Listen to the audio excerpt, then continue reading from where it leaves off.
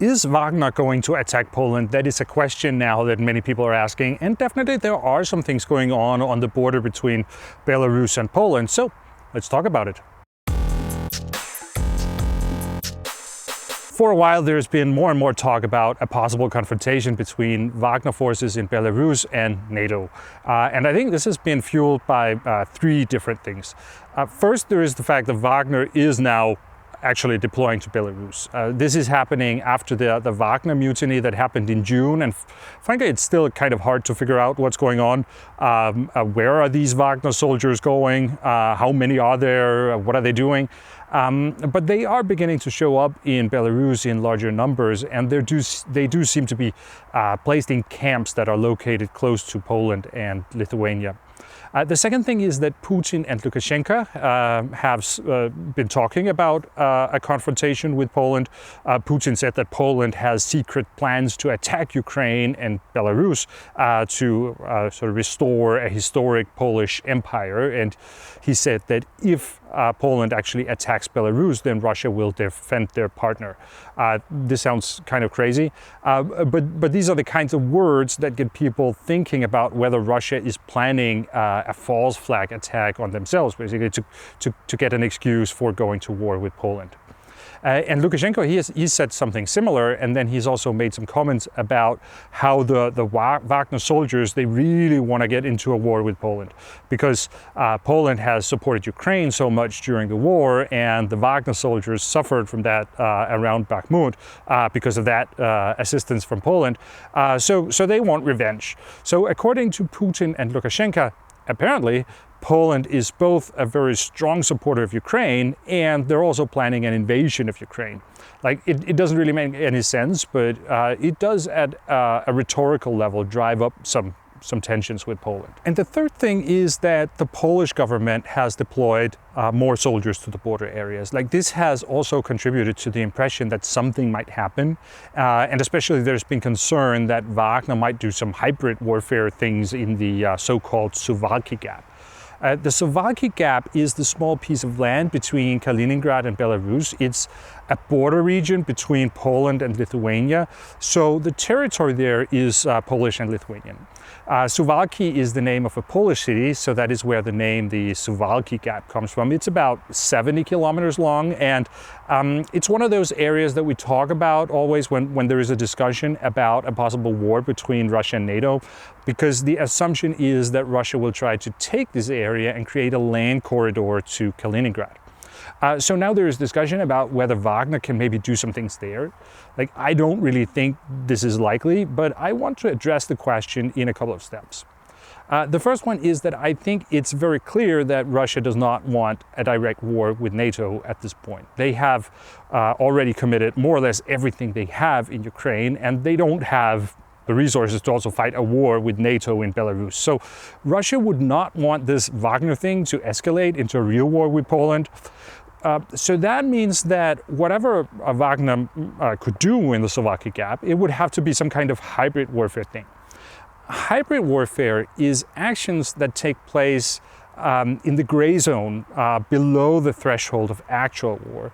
And then you typically also combine different types of military and non-military measures to target vulnerability in the countries that you are attacking. So people have suggested that maybe Wagner can do some of the same things that happened in Crimea or eastern Ukraine in 2014 when the so-called little green men showed up and they started to make trouble and nobody could really prove who they were.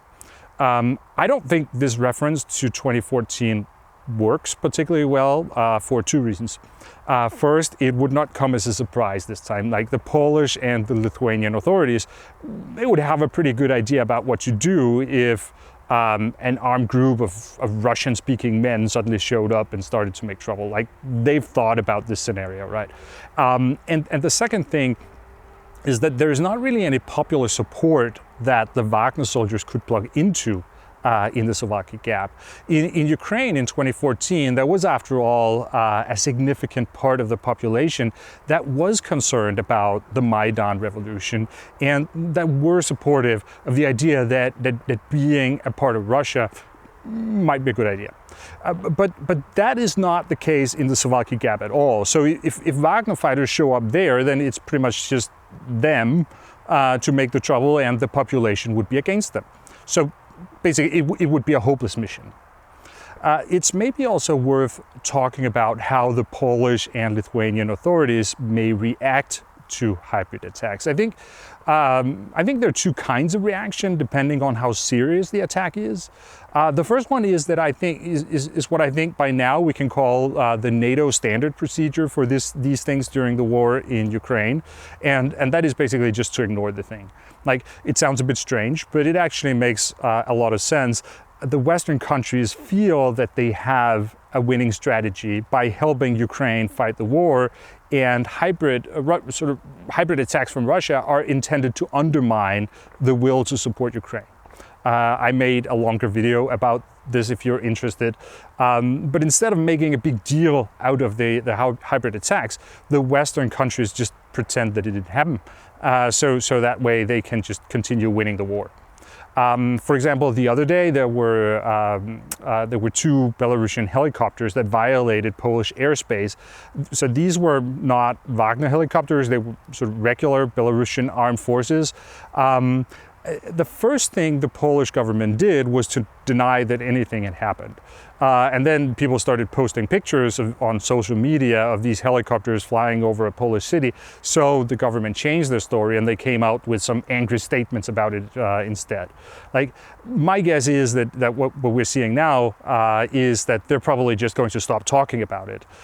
So that way it will slip out of the media picture. My point is that NATO and the West are going to do absolutely nothing about these things as long as they can ignore it, and as long as it's not too serious. But then if something happens that is bigger than this, like if for example, Wagner start making real attacks across the border, then we're going to see the exact opposite approach. Like, because this is the lesson that Eastern European countries learned from the events of 2014, that the way to deal with the uncertainty of gray zone activity, and it basically is to escalate your way out of the gray zone. So if Wagner suddenly shows up in Poland and they start making trouble, then I think the Polish military will go all in, because that would force Russia and Belarus to go beyond the ambiguity. Like, do they want a real war or not? And as I said before, Russia and Belarus do not want a real war with NATO. So those are the two steps that I think there will be in a Western response to Russian hybrid warfare. Like, if it's a minor attack or some kind of violation, then they're just going to ignore it. And if it's a big hybrid attack with armed forces, then the Polish and Lithuanian response will be to escalate things rapidly so we don't have that murky gray zone. So that's why I think it's extremely unlikely that Wagner will attack Poland. It just wouldn't make any sense. They would be absolutely destroyed, and Russia would not come and help them.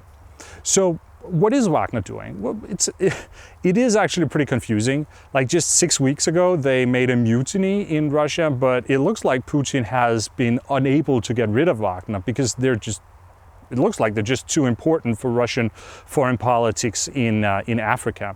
So for the time being, it looks like Wagner is being allowed to continue to exist and to function, although they have been forced to hand over a lot of their the more heavy equipment they have, like tanks and infantry fighting vehicles, to the Russian Ministry of Defense. But I also think this has got to be a short-term thing. Like, it must be a goal for Putin to replace Wagner with other companies that are under the control of someone that he can trust. And then when Wagner becomes sort of less important, then Putin can deal with Prigozhin in a way that is suitable for a traitor, because that's what Prigozhin is from Putin's perspective. And obviously Prigozhin also knows this, so I think we should expect him to be doing things to avoid this from happening. So where I want to go with this is that I think we should probably not assume that Wagner and the Russian government are working closely together, or that they share common goals. And also, I think that if Wagner is going to attack another country from the territory of Belarus, then the most likely country to attack is not Poland, and it's also not Ukraine. I think it's much more likely that we will see another drive at Moscow if they get the chance. It would be, let me put it this way, it would be a good survival strategy for Prigozhin to get rid of Putin. So maybe we can say it this way: if Wagner attack Poland, or Ukraine for that matter, from Belarus, then that is a suicide mission. They would be absolutely destroyed. But if they attack Russia, then under the right circumstances, that can be a good survival strategy for them. So when we see these Wagner soldiers now being where they are in Belarus, then that might also be a point. Yes, it is right up along the Polish border, and this gives Wagner some opportunities to also kind of look like they're doing something important for Russia. But it's also as far away as possible from the Russian border, so it's harder for them to make another surprise mutiny. So that may be one of the ways that Putin is trying to deal with all this, with this situation. But I don't think Wagner is going to attack Poland. Okay, I will end it here. If you found the video helpful or interesting, please give it a like, and also subscribe to the channel and click the bell icon to get notifications when I upload new videos. Thank you very much for watching, and I will see you again next time.